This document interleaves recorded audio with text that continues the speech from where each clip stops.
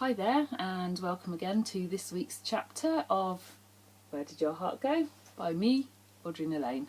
And would you believe it, we're actually on chapter 33 now, so make yourself comfortable, sit back, relax, grab a glass of wine if you wish, and have a listen to the story. It was Mitchell who broke the silence. I was going to tell you who Charlie was. I was just waiting for the right moment. Well, it was not hard to guess when I saw Charlotte yesterday, James replied, as he opened his eyes and shook his head slowly. It was only the eye colour that had me puzzled. But the hair colour and skin tone and build, James continued. It's pretty remarkable that the two of you happened to meet. Yes, we didn't know until the weekend that Mitch came to visit me, and I was showing him the sights of Ross. He told me you had worked at the swimming pool, and I said my mum had met her first boyfriend at the same place, and we were hit by this realisation. Yes, then Charlie had a photo back at her place of the two of you at that time, and I recognised you instantly, Dad, Mitch answered, joining in with the story. You looked very handsome in your suit, Charlie said, smiling at James across the table. There was no mistaking her smile. It was the mirror image of Stephanie's. How is Steph, your mum? James said, his words catching on the lump that had formed in his throat. She's well, thanks, Charlie replied. James wondered if Charlie knew what had happened between him and Steph. He felt so ashamed and remorseful. How would Steph react to this?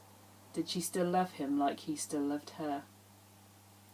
James could see Charlie shaking, the enormity of this unreal.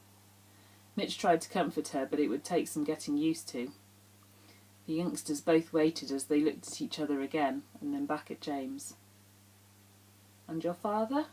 James managed. My dad died when I was a baby, Charlie replied.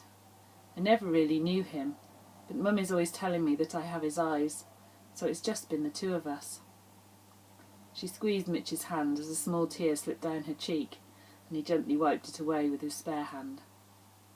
I'm sorry, James said softly. He stood up and headed for the kitchen, to regain his composure and to give Charlotte some space. Alone, James leaned against the kitchen counter and breathed in and out as he considered this information. Most important was the knowledge that Stephanie was single, and so was he. Could he dare hope that he might win her back? Would she want him after the way he had finished things? And how would this affect Mitchell and Charlotte's relationship? He had so many considerations, his mind awash with all the possibilities. However, the most urgent one was the slim chance that Stephanie might forgive him, and possibly end up back in his arms. Mitch walked into the kitchen and found his dad leaning against the worktop, tears clouding his normally clear eyes. Are you all right, Dad? Yes, thanks, Mitch. I just need a moment, James replied, as he turned to rinse his face at the sink, trying to clear the jumble of thoughts in his mind. Have you got any ice cream? You better look in the fridge, you might be lucky. As his son walked past him, James tapped him on his shoulder. Look after Charlotte. If you really like her, don't fuck it up. Mitchell nodded to his dad's advice and then pulled open the fridge door, finding what he was looking for, a tub of chocolate ice cream. You okay if we go upstairs to my room and listen to music? Mitch asked, as he opened a drawer and found 2 spoons. Okay, but just one thing? How does Stephanie look now? Like Charlie's older sister, Mitch replied, watching a grin spread over his dad's face that made him look years younger, a sparkle in his eyes. Are you going to be all right, Dad? Yes. I have a date with a DVD and some memories. I'll share them with you another day. You don't want to keep the lady waiting too long, James laughed, watching Mitchell return to the dining room, the subsequent sound of feet on stairs telling him they were heading up to Mitch's room.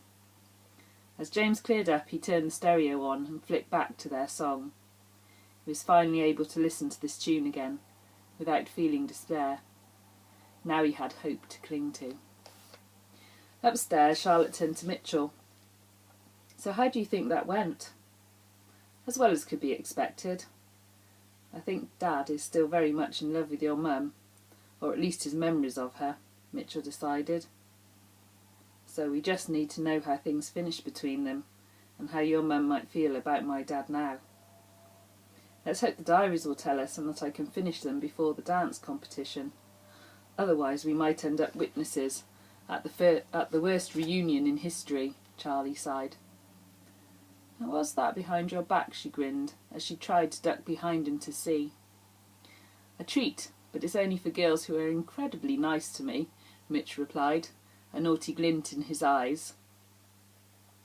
Oh, Mitch, I can be very nice indeed, Charlotte purred, and I have the added advantage in that I'm the only girl here. Well, I can always give the others a call, he smirked. Don't you dare, Mitchell. I want you all to myself, Charlie said. She edged closer to him. She reached out and started to tickle. As he laughed, he had to reveal the tub of ice cream so that he could free his hands to retaliate. You do know how to make a girl happy, Charlie said. Just you wait and see, Mitchell joked. But first let's get comfy so we can really enjoy this. They both curled up on the bed, and Mitch flicked the switch on his music system. Pulling Charlie close, he opened the tub and ran the spoon through its smooth, silky surface. Carefully, he placed the spoon against her lips and watched as her tongue licked it off.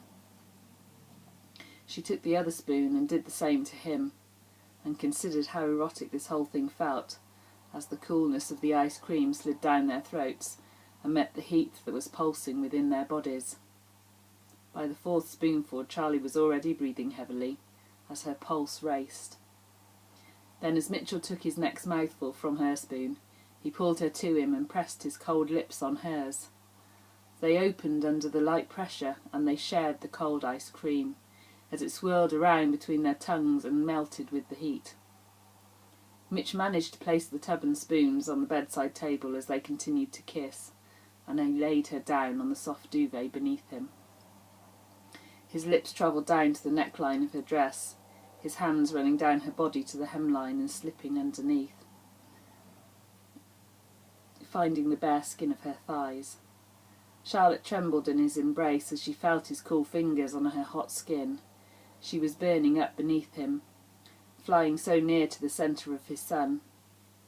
He glanced over her silky knickers and upwards to the wire of her bra, and as she arched to his touch he slipped up and under to take his first caress of her nipples, springing into life under the palm of his hands.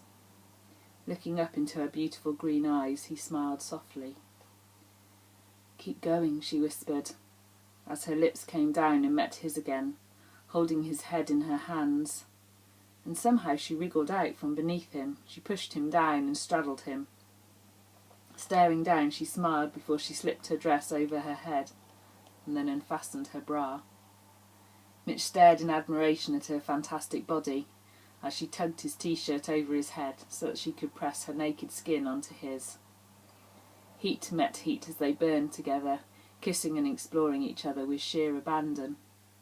They swapped positions once more as Mitchell's tongue travelled down her body and encircled her nipples. Charlie felt as if she was going to float away on the bliss of what Mitchell was doing to her body. As they parted for air, they gazed at each other in amazement. It was far more than enough for one night, although they both would have liked to have gone further. He held back, happy not to rush things. Charlotte wanted to throw caution to the wind and just experience everything, but she knew from friends in the past that had done the very same thing. It rarely worked out. She would wait, just like her mum had done before her. Waiting meant it would keep getting better and better. So, things are hotting up and secrets have been revealed now. So where is the storyline going to go next? Well, to answer that, you'll have to come back next week and listen to me reading chapter 34. Or if you really just can't wait to get tucked into this wonderful book, then it's available for you on Amazon. You can download it now for the very cheap price of 99p, or I think that works out to about $1.30 or 40 or something. Exchange rate always keeps changing, but nothing that will break your bank. Or if you'd love the gorgeous paperback copy, that's also available on Amazon. And if you want a signed copy, then please feel free to get in touch with me on Facebook or on Twitter and let me know, and I will endeavour to get the best price for you on paperback signed. Anyway, that's enough for today. Please feel free to like, share and subscribe to my YouTube channel, and I'll see you again next week. Bye for now.